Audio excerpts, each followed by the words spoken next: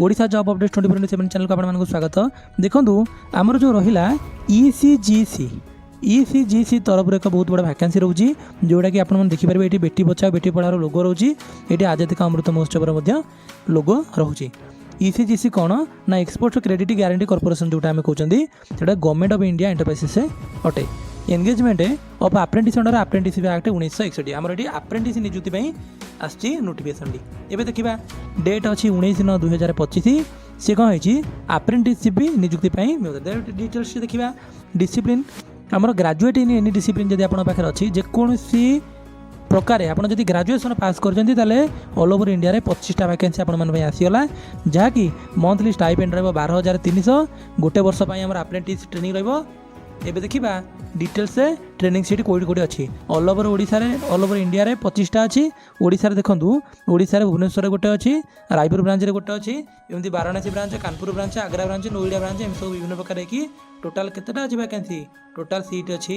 25टा total केतेटा अच्छी 25टा आउ पुणी लिखा जाए ये जो 25टा वैकेंसी अच्छी यहाँ कम बेसी हो पारे कहीं कौन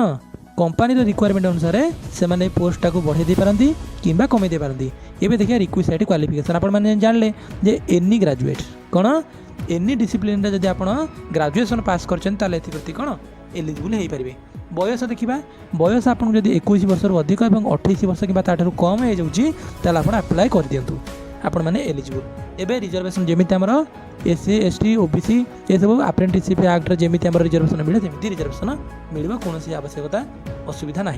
सिलेक्शन केमी ना सिलेक्शन ECGC गोटे सिलेक्शन कमिटी तैयारी हे जी कि कैंडिडेट मानक सर्टलिस्ट कर विभिन्न प्रकार मुद्दा को देखिए जमीक आपंकर मार्क्स रहा ना आपंकर लोकेशन रहा लोकेशन ऑफ द कैंडिडेट सब देखिकी से सिलेक्शन करेंगे। जदि डॉक्यूमेंट वेरिफिकेशन समय आपण मैंने ऑनलाइन रे जोगई डाटा ऑनलाइन अप्लाई बेले प्रोवाइड करथिबा डाटा जदि कोनोसी हेर फेर से नजर को आसला नजर को ताले आपनकर जो ऑनलाइन एप्लिकेशन टाको आपण कैंडिडेट टाको कैंसिल कर देबे आपण डिस्क्वालिफाइड हो जाए रिक्वायरमेंट प्रोसेस रो। एबे देखिए प्रोसीजर रजिस्ट्रेशन केमती करेंगे ना आपने जानते जो मैंने रजिस्ट्रेशन करेंगे जो आम अप्रेंटिस जो अच्छी आम वेबसाइट से वेबसाइट भर को जाकर आप रजिस्ट्रेशन करेंगे जोटा कि आप अलरेडी जब आगु NATS 1.0 जोटा नेशनल वेब पोर्टाल जो थे आगुरी आपंपाई अलग प्रोसेस आउ जो मैंने फ्रेश पकेबे अलग प्रोसेस आपण मानक सविशेष विवरणी दिगला। एबे खाली गोटे जिन देखा ट्राभेल आ बोर्डिंग एंड लॉजिंग एक्सपेंसेस माने आपको कौन प्रकार ट्राभेल अलाउंसेस कि डियरनेस अलाउंसेस मिल ना इंटरव्यू अटेंड करने कि सर्टिफिकेट वेरिफिकेशन एवं आपको कौन प्रकार बोर्डिंग आ लॉजिंग एक्सपीरियंस मिल ना से सुविधा ना। मेडिकल एग्जामिनेशन कथा कहवा engagement of selected apprentice is subject to his or being medical fit as per the requirements of the apprentice rules 1992 आप medical fit apprentice how to गोटे मेडिकल फिटनेस सर्टिफिकेट आपको प्रोड्यूस करने पड़ो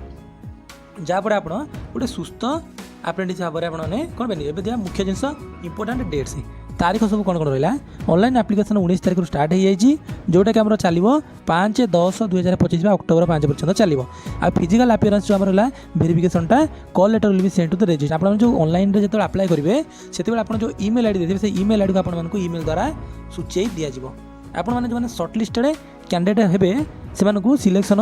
कौन कर registered mail under जीव तेणु देखा जेनराल इनफर्मेशन आम जो जेनराल इनफर्मेशन जानते द्वारा इनकम्प्लीट एप्लिकेशन ग्रहण कर सब विभिन्न साधारण कथा गुड़ाक आप ध्यान दिंतुनि आपने जो मैंने अच्छा जो मैंने एलिजिबल अच्छा